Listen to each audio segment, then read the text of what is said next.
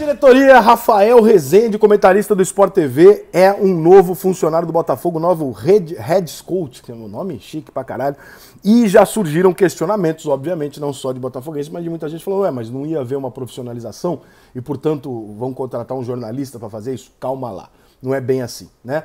O Rafael, em outros momentos um pouco mais atrás, a gente conversava muito sobre isso e a gente chegou, se eu não me engano, a trombar em algum curso. Eu não sei se a gente chegou a fazer um curso junto, ou se ele se inscreveu e eu não me lembro, mas o Rafael ele se preparou para um dia fazer essa transição do comentário para dentro do futebol.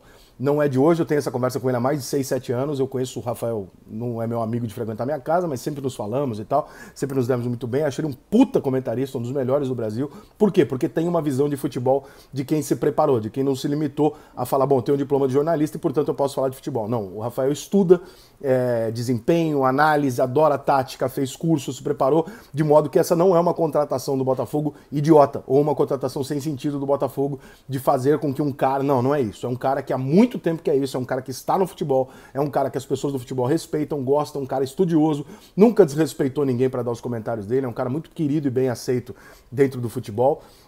Então eu não vejo dessa forma de que, mas o Botafogo está contratando um cara que não necessariamente é um profissional da área. Ok, o Botafogo poderia optar por um cara mais especialista nesse sentido? Até poderia. Mas é uma aposta que eu não considero nem um pouco.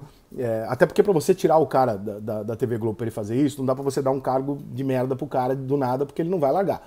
Então o Botafogo entende que, além de tudo, o Rafael conhece muito de Botafogo, sabe muito do clube, conhece a história do clube, é muito adaptado a tudo isso e, portanto, não vai ter nenhuma dificuldade e saber o tamanho do que ele está lidando. Esse aqui é um grande sonho dele, é um grande objetivo que ele tinha na vida.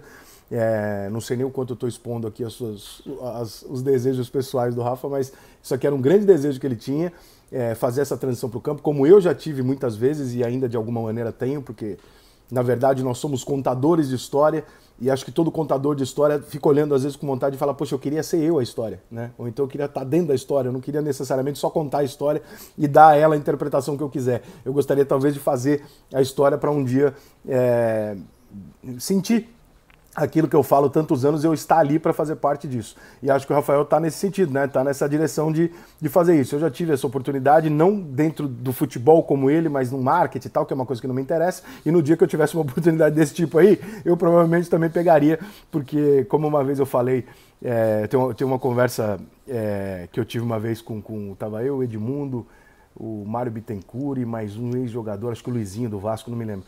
A gente estava conversando num restaurante e tal, e aí eu falei assim pro Edmundo, né? Eu falei, cara, eu trocava a minha vida inteira para viver os 10 minutos que o Cuca viveu, por exemplo, depois do título da Libertadores do Galo. E aí eu me lembro que o Mário falou assim, não, mas imagina, que isso, cara? Pô, você tem uma carreira ótima, tal, tem o nascimento de filho, tem uma série de outras coisas. Eu falei, não, cara, mas aquilo não deve ter... E aí eu me lembro que o Edmundo olhou e falou, Mário, eu entendo o que ele está dizendo. São alguns minutos que só quem está ali pode viver, né? E essa é a emoção do futebol, a graça do futebol é essa.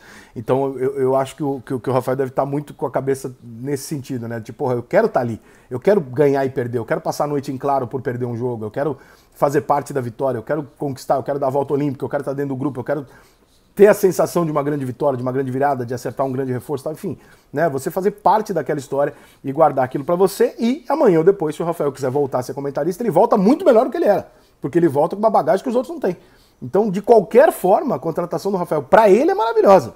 Né? Ele vai fazer um trabalho no Botafogo, se ele sair dali, ele sai dali com uma puta de uma carga de uma experiência que ninguém teve. Né? E ele vai deitar e rolar e ser melhor comentarista ainda do que ele já é. E dentro do Botafogo, se eu tivesse que apostar nas capacidades, eu apostaria que sim, que ele vai dar certo pelo tanto que ele é esforçado, estudioso e pelo quanto ele queria fazer isso. Eu não vejo se você falasse para mim assim, o Rafael vai ser técnico do Botafogo, ok, realmente não faz sentido.